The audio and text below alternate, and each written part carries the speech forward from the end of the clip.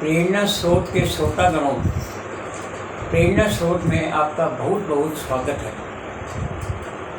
आज हम जीवन के एक महत्वपूर्ण विषय विवाह पद्धति के बारे में बात करेंगे। पहले विवाह पद्धति क्या थी, कैसे कैसे ये बदलती रही और अब वर्तमान में क्या होती जा रही है, ये सब बातें आज हम करेंगे।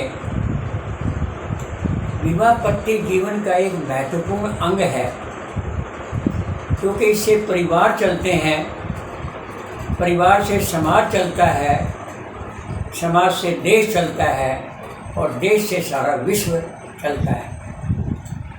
परंतु विवाह पद्धति हर जगह अपनी अपनी जगह, क्या वो धर्म के अनुसार देख लो, वो अलग अलग है। भारतीय विवाह पद्धति, जिसमें हम जिस विषय में बात कर रहे हैं, क्या थी। हम जब प्राचीन समय में देखते हैं तो विवाह पद्धति वर्ण से होती थी। वर्ण का मतलब जो एक कंडीशन रखी जाती थी, जो जीत जाता उसका वर्ण करता। परंतु वो पद्धति भी कोई ज़्यादा विशेष मायने नहीं रखती थी।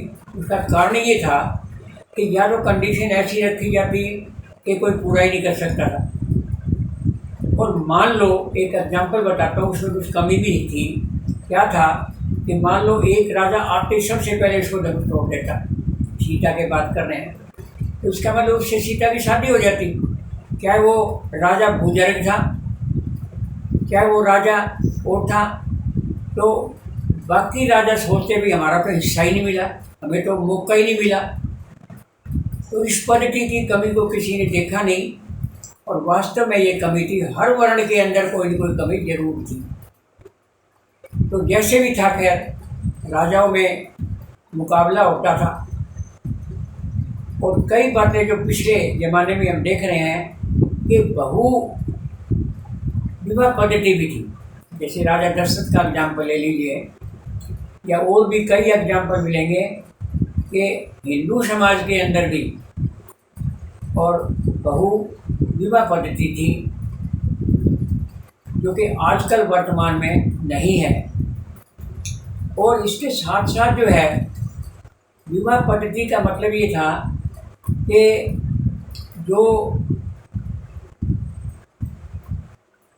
एक इसमें एक और भी एग्जाम्पल है। द्रौपदी के साथ लेकर के एक ही स्त्री के और कई पति होना, ये द्रौपदी का ही एग्जाम्पल मिलता है और किसी का नहीं मिलता। तो कुछ प्राचीन बातों के बारे में मैंने इसलिए किया कि विवाह पद्धति, वो विवाह पद्धति जो वर्णन किया गया वो तो राजाओं का था। आम आदमियों में क्या था? आम आदमियों में ये था कि वो जैसे अपना जाति प्रथा को देख करके या योग्यता को देख करके और वो शादी कर लेते थे। और बचपन में जो पिछले दिनों में तो क्या था, राजस्थान में हुआ, बिहार में हुआ, और जगह हुआ, बचपन में शादी कर देते थे बच्चों की, जो बिल्कुल गलत थी। जब तक मैच्योर ना हो बच्चा, जब तक शादी करने का कोई महत्व नहीं है। अब वर्तमान में जो क्या स्थिति चल रही है, वर्तमान में ऐसी स्थिति चल रही है कि ना तो लड़कों को लड़कियां ठीक से मिल रही हैं और ना लड़कियों को लड़के ठीक से मिल रहे हैं। ये बहुत बड़ी कमी आ गई है भारतीय समाज में। अब जाति प्रथा को भी नहीं देखा जाता, या गोत्र वगैरह मिलाने को भी नहीं देखा जाता, पर फिर भी हमें जो है ठीक से और बहुएं या दामाद ठीक से नहीं मिल पा रहे हैं। इसका कारण मैं बताऊं आपको क्या है कि एक जीवन का एक हिस्सा होता है। जैसे सबसे पहले बचपन में चमका तो चांद की तरह, बचपन में तो सबके बच्चे चाहे वो लड़का है लड़की है हैं तो चांद की तरह से चमकते हैं, खूब तरक्की करते हैं, खूब पढ़ाई लिखाई करते हैं। उसके बाद जो है उनका नंबर आता है विद्या ग्रहण करने का। तो विद्या ग्रहण करने का एक एज होती है, वैसे तो इसकी कोई लिमिट नहीं है, आप सारे जीवन भर विद्या ग्रहण कर सकते हो, परंतु 18 से 20 साल तक अपनी शिक्षा वगैरह जो भी है पूरी करके, तो शिक्षा वगैरह कभी पूरी नहीं होती। वो शिक्षा वगैरह या वो नौकरी वगैरह आप आगे विवाह करके भी कर सकते हो, मतलब क्या बड़ी बात है। तो इसमें जो है उसमें क्या करेंगे, 20 साल तक आप अपनी शिक्षा ग्रहण करिए। 20 से 25 साल के बीच में जो प्राय रिश्ते किए जाते थे या करने चाहिए, वो जो है माता पिता की और सलाह से माता पिता के काम कर लेते थे, क्योंकि उस समय तक हम इतने मैच्योर नहीं होते थे कि अपने रिश्ते के बारे में ज़्यादा सोच सकें। तो माता पिता का कहना मान करके वो रिश्ते हम कर लेते थे, और वो रिश्ते करने में सफल भी हो जाते थे। कारण हमें कोई पढ़ाई करनी है तो आगे जाके पढ़ाई कर लो भाई, हमने कोई नौकरी करनी है तो आगे जाके नौकरी कर लो भाई। अगर आप ऑलरेडी नौकरी कर रहे हो तो उनकी सलाह करके जैसे सुविधा मिले, दोनों की बातें माननी चाहिए, लड़की का भी और लड़के का भी। जैसे उनकी दोनों की सुविधा मिलती है नौकरी में, उस प्रकार से आपस में और बातचीत करके और ठीक किया जा सकता है। जैसे हमारे परिवार में भी कई एग्जाम्पल हैं। अब पारिवारिक एग्जाम्पल का मैं क्या बताऊँ आपको, जिन सभी ने यहीं पर आकर के यानी विवाह के बाद ही आकर के सारी ट्रेनिंग ली है, सारी तरक्की की है और खूब ठाठ से वो नौकरी करे अपनी मर्जी के अनुसार। तो ये जो पद्धति थी 20 से 25 साल के बीच में, बहुत ही अच्छी पद्धति। 25 साल के बाद लड़की भी आगे बढ़ जाती है, आगे अच्छी नौकरी मिल जाती है, लड़का भी आगे बढ़ जाता है, परंतु लड़कों के मुकाबले में लड़कियां आगे रहती है और वो ट्रेनिंग वगैरह भी और आगे नौकरी प्राप्ति में भी वो अव्वल रहती हैं। तो इस प्रकार धीरे धीरे करके वो अपनी नौकरी के अंदर और जम जाती हैं। तो आगे रिश्ते की जब बात आती है तो लड़के उस मुकाबले में मिलते नहीं हैं।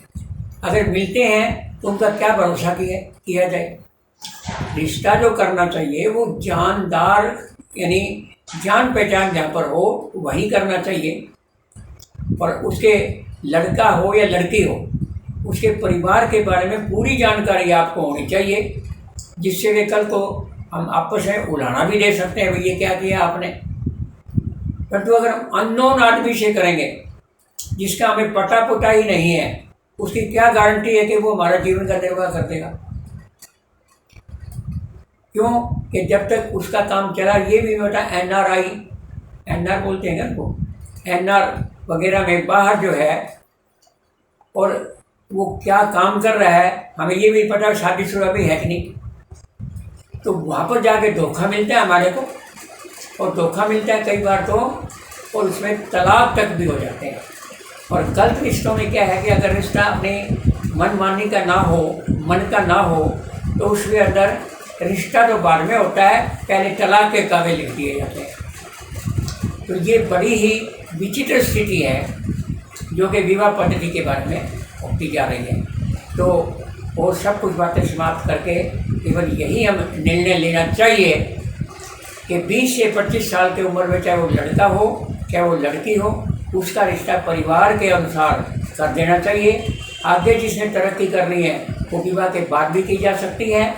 और एक बात और पक्की नोट कर लो, रिश्ता हमेशा 19 घर में होना चाहिए, 21 में नहीं।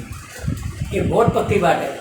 अगर आप लड़की का रिश्ता 19 घर में करेंगे, 19 का मतलब थोड़ा कम में, आपसे थोड़ा कम में, तो वहाँ पर लड़की का मान होगा, सत्कार होगा, इज्जत बनेगी। और लड़का हम बहू जो है यानी लड़के का रिश्ता समझ लो, किसी परिवार से लेकर के आते हैं, अगर वो बहू थोड़ा सा हमारे से 19 होगी यानी थोड़ा सा कम में होगी, तो यहाँ पर जो है वो हमारा आदर करेगी। रिश्ता हमेशा सोच बड़े घर में रिश्ता करने से और ज़्यादा ठीक नहीं जचती। क्यों कि वो उसके अनुसार हम चल नहीं पाते और आगे और वो तलाक तक की नौबत आ जाती है। हर घर में नहीं है, हम ये नहीं कहते हर घर में है। तो ये आखिरी जो इसका सारांश है वो यही है कि समय के अनुसार रिश्ता करोगे तो ही सुख पाओगे, और असमय में रिश्ता करोगे या गलत जगह रिश्ता करोगे, अननोन से रिश्ता करोगे तो दुख ही दुख पाना है, दुख ही दुख पाना है, दुख ही दुख पाना है। आप सुख की बात करो, दुख की नहीं। अच्छा, इसके साथ साथ मैं दो लाइनें और जोड़ देता हूँ। वो ये है कि हमारे दोनों अगर व्यक्ति नौकरी में है तो उसमें क्या है कि हमारा जो परिवार है वो पिछड़ जाता है। बच्चा होने पर, एक भी बच्चा होने पर उसको पालन करना बड़ा मुश्किल हो जाता है। तो ये बड़ी समस्या है। तो इसके लिए भी हमें कुछ सोच समझ करके कार्य करना चाहिए। और आपस में पैसे का कोई वैल्यू नहीं है, वैल्यू है पैसे की, मैं नहीं कहता नहीं है, तो पैसे की परिवार सुख से सुखपूर्वक परिवार बसे, ये हमें प्रेफर करना चाहिए। ये मिलजुल कर के प्रेफर होता है। अपनी आन पर अड़ो मत, समन्वय रखने का प्रयास करो, परिवार के साथ भी और दूल्हा या दुल्हन के साथ भी। बहू है तो बेटी से बढ़ के मानो, दामाद है बेटे से बढ़ के मानो। और कई बार जैसे लड़के होते नहीं है, लड़कियां ही होती हैं, तो उस कंडीशन के अंदर जो हमारा दामाद है उसका फ़र्ज़ है कि वो बेटे का काम करे।